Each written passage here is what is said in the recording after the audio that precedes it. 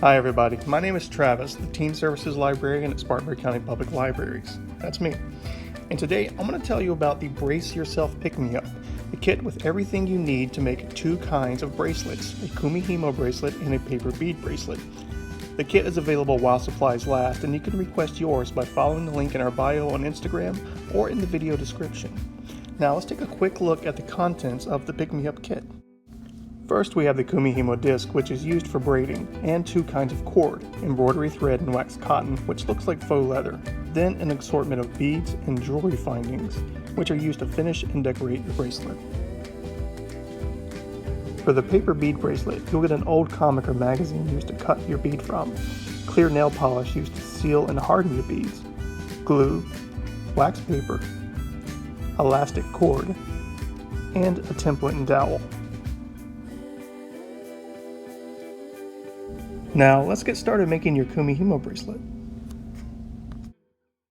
The first thing you'll need to do is cut an approximately 1 meter strand of cord from each color in your kit. Lay each of the 4 strands out and find the middle. This is where you will tie a simple knot.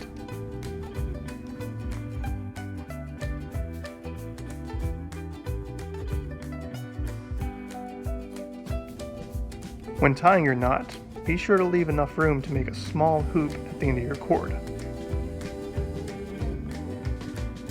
Now, take your kumihimo disc and push the hoop end of your cord just barely through the center hole.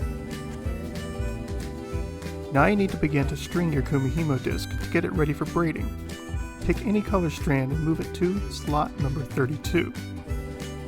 Now find the same color and move it to the bottom of the disc to slot number 17. Now pick any of the remaining colors and move a strand to slot number 1. Then find the same color strand and move it to the bottom of the disc to slot number 16. Take your third color strand and move it to slot number 9, followed by the same color strand in slot number 25. Take your final strand and go to slot number 8 and slot number 24. Now your kumihimo disc is prepped and ready to begin braiding.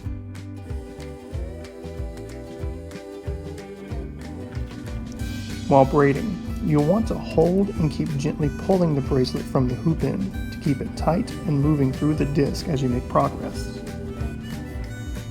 To begin braiding, you will always begin with a strand on the top right, and you'll move it one slot to the right of the strand on the bottom. So top right to bottom right. Next, you'll always want to take the strand on the bottom left and move it to the top, one spot to the left of the top strand, left to left. Then you will rotate your disc a quarter of the way to the next group. Make sure you always rotate the disc the same direction and keep following the same pattern, right to right, left to left.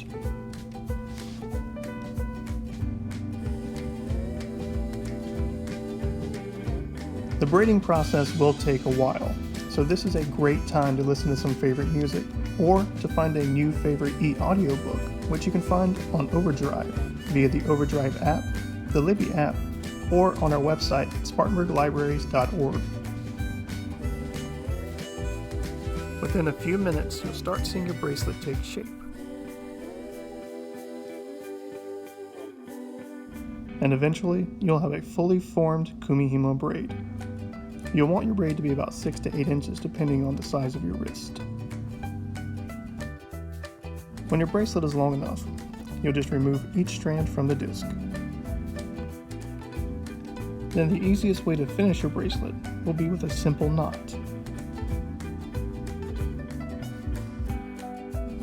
Be sure to double it for added security.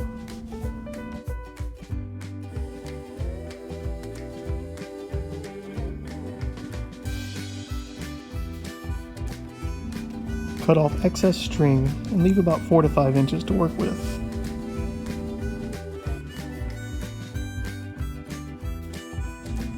You will use the extra length to finish your bracelet by adding a large bead. Pull as many strands as you can through the bead and then leave a little space. Then tie it off with a knot.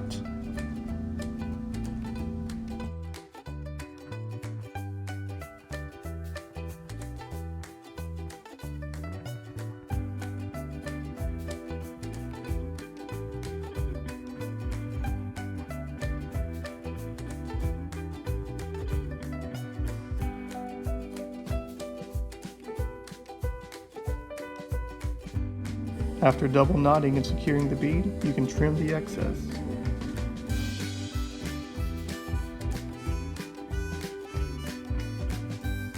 The large bead will work like a fastener, helping secure the bracelet to your wrist.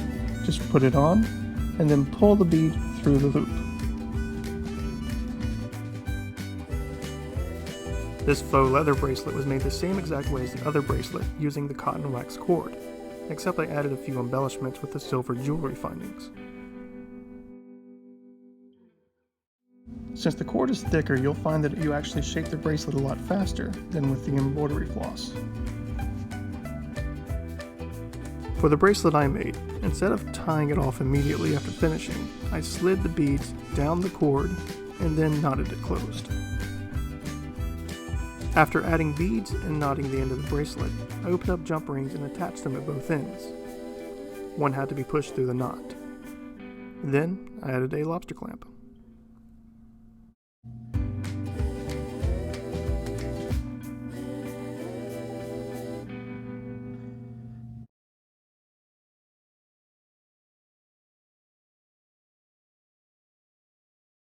Hi, my name is Jamie and I'm the teen assistant at the Cyril Westside Library.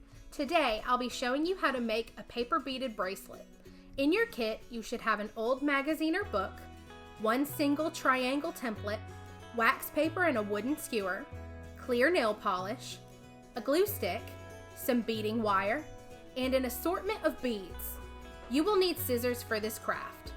To go along with your single triangle template, you'll have an information guide for the size of your beads. To begin, you'll want to grab the old magazine or book and find a page that you'd like to use for your beads.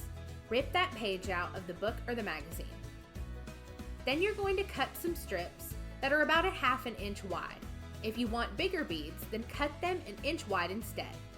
You'll want to cut about 8 strips of paper for your beads.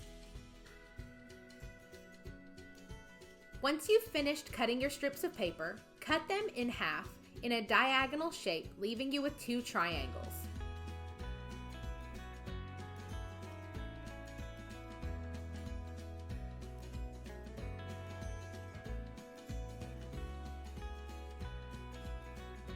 Take one of your triangles and lay it on top of your template in wax paper. This part can get a bit messy. Make sure that the side of the paper that you want exposed on your bead is face down. Run the glue stick over the paper. I do about 2 layers to make sure that the entire strip is coated. Then place your wooden skewer at the bottom of your triangle.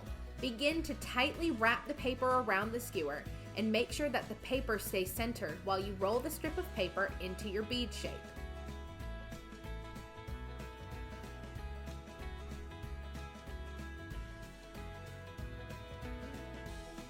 Once you've made your paper bead, carefully slide it off of the skewer. Grab your clear nail polish and paint an even coat onto your bead. We use the nail polish not only to give it the shine that a regular bead has, but it also makes your bracelet water resistant as well.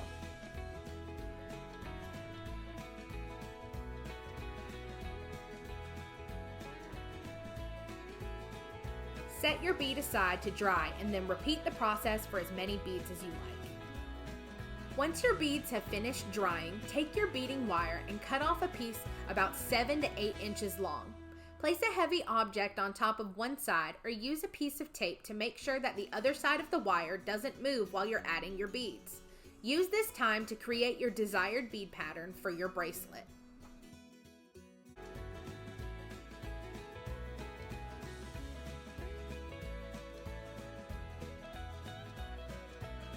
When you finish stringing the beads onto the wire, tie the 2 ends together.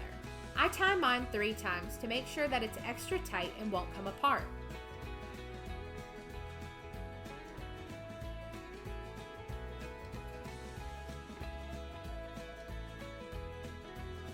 Then carefully cut the extra wire off of the knot.